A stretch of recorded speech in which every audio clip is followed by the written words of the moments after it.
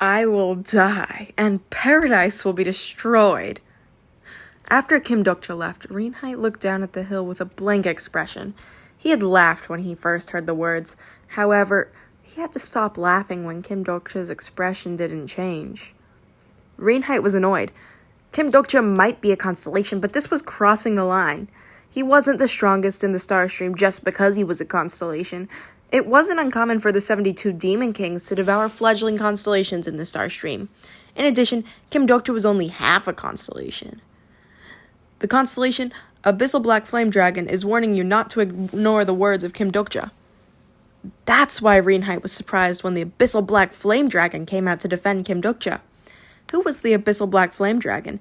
He was the most famous of the absolute evil system that even the 72 Demon Kings didn't want to get tangled up in. Reinheit looked at the scenery below the hill and naturally became nervous. Thus, he acted like he wasn't. Paradise won't perish. Reinheit was old, but still alive. He had been watching this place alone for 700 years. Thus, this place would be fine in the future. This scenario might be full of poisonous people, but he wouldn't lose if he fought in paradise. Rather, the dangerous thing. Kim Dokcha didn't yet know how terrible the stories that entered the Dark Castle were. The rotten fruit of perpetual motion fell off, and Reinheit disappeared. I didn't know what would happen if a battle took place on the spot, but fortunately, Reinheit didn't attack. It was obvious that paradise would be turned upside down if we fought here. Of course, I had no intention of fighting. Things would be smoother if I defeated Reinheit here, but I would be badly damaged and the incarnations of paradise would develop a grudge against me. I couldn't let that happen. If paradise collapsed, it must be due to the anger of paradise itself, not an external enemy. The incarnations would end up in the same predicament if I acted without revealing what was wrong. Is it over? Yes. Jung Hyewon was waiting for me below the hill. She still had an unclear expression. Maybe she was struggling with her loyalty to me and the comfort of paradise. I decided to relieve a bit of her worries. Hyewon-shi, do you want to go shopping for a little while? We walked along the street. Noise came from the bustling shopping district. It's been a while since I walked like this. Me too. As the awkward silence continued, Jung Hyewon decided to speak first. Do you have any questions for me? What do you want me to ask? I know what she wanted me to ask. However, there were some things I didn't ask because I already knew the answer. My favorite color or favorite food? Jung Hyewon replied. Those are questions that wouldn't be asked even in blind dates. Has Dokcha-shi been on a blind date? I ignored the slight hit to my pride and asked, Are you disregarding me? No, it just doesn't seem like Dokcha-shi's style. I feel like you would want a fateful meeting. I felt like I had unexpectedly been stung. In fact, I had never been on a blind date. Jung Hyewon continued speaking. We have never talked about our past before. Aren't you curious? How did you live before, and where did you go to school? I quietly listened to her. What was your phone number, and where did you live? In addition, the scenery passed, and Jung Hyewon's voice gradually died down. As she was speaking, she would have discovered it. Maybe it had been too long to tell such a story. The area she lived would have been destroyed, and those who remembered her history probably wouldn't be alive. These things happened to us in just a few months. Jung Hyewon was silent for a long time before wondering, even if we go back, it won't be the same soul, right? It won't. At the end of the 10th scenario, Soul Dome would be broken and the incarnations liberated. Still, this was just the beginning of another hell. It meant the scenarios that were limited to the capital city domes would expand to the whole world. Then, why do we have to continue with the scenario? None of the things we knew are remaining. There's no going back. This was why she wanted to stay in paradise. The woman from Gyumho Station, Pink Kid Kim Yongpal, paradise was the people where lost people came. Jung Hyewon's head hung down. I opened my mouth while deliberately not staring at her face. Hyewon-shi is a good sword. Small breathing sounds could be heard. You are calmer in front of the fire than any of us. In particular, you are sensitive to the tyranny of the strong. I slowly started the story that I knew. Just because Jung Hee-won didn't appear in the original novel didn't mean that I didn't know her. It made me work harder to read her.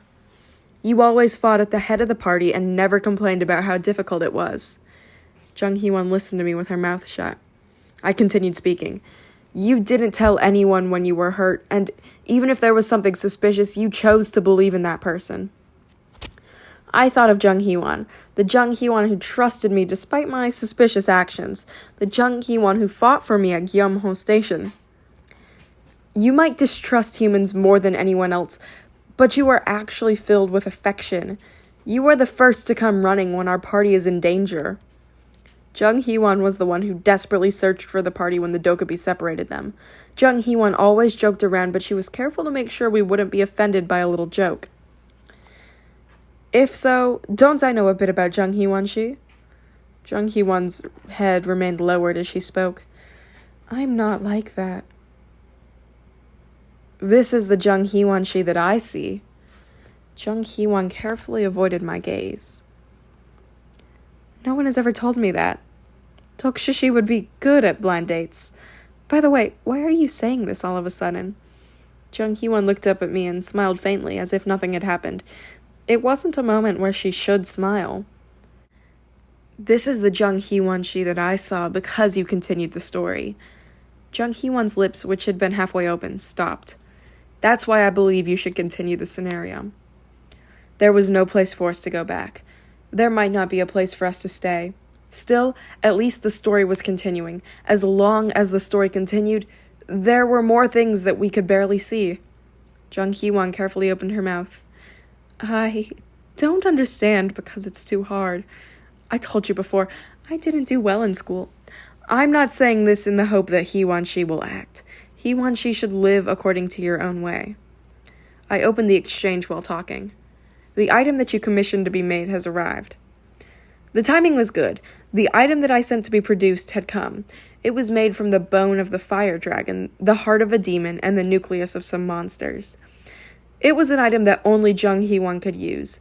In the original novel, only the 3 original judges were able to use the item. I paid 100,000 coins for it to be produced and receive the item. You have given the Sword of Judgment to Jung Hee-won.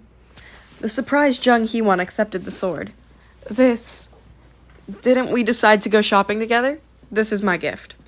Isn't your old sword broken? I don't deserve this. I slowly shook my head. Nope. Only Hee-won-shi is eligible for this sword. Kim Dokja has a really bad personality. Are you actually going to leave like this? We moved away from Paradise. Han Soo-young kept looking back as she spoke. I replied without looking back. The things here are finished. What is finished? If it went according to the original novel, Paradise will probably be destroyed. The peace of the incarnations would be ruthlessly broken. Should I stop it? I couldn't do that. This scenario would never end as long as Paradise existed. Paradise isn't for me to get involved in. Ah, you're leaving it to the original flow of the novel. Why can't you do it yourself? Reinheit is too hard to catch right now, and I will gain a bad story if I do beat him. He has too many supporters. Stories didn't only have good effects. Some stories would cause your strength to drop. Han Soo-young knew this and bit her lips. Well, it's like this. Then what about the mental state of the companions left behind? They should get some rest. What? Rest? Tell me honestly, aren't you actually angry? You've done a good job, but they fell for a demon they met for the first time. In particular, Jung Hee-won. Jung Hee-won deserves it. It has been hard for her so far. Han Soo-young scoffed. Don't make me laugh. Don't you know what you've done? Paradise will soon perish. She received the sword and likes you without knowing anything. She chose it for herself, so she should be responsible for herself. You demon. Some wounds destroyed, but some made us stronger. It couldn't be helped even if I was called a demon. This was my path. Han Soo-young grumbled for a long time before suddenly saying, by the way, Kim Dokja. What? Why are you talking to me? You will help me. Han Soo-young bit her lips and suddenly summoned her clones. Their faces seemed to resemble me. This reminded me that she could change the faces of her clones. What are you doing? Training. It was more like a one-sided assault than training. Furthermore, she focused on hitting a place that was extremely painful.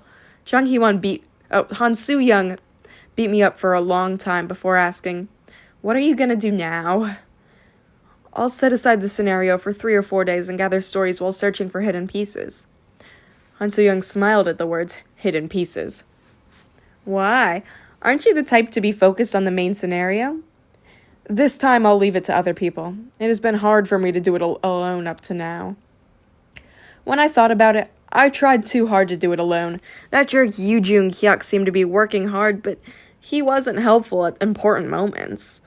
It would have ended at the disaster of floods or Peaceland if I hadn't helped.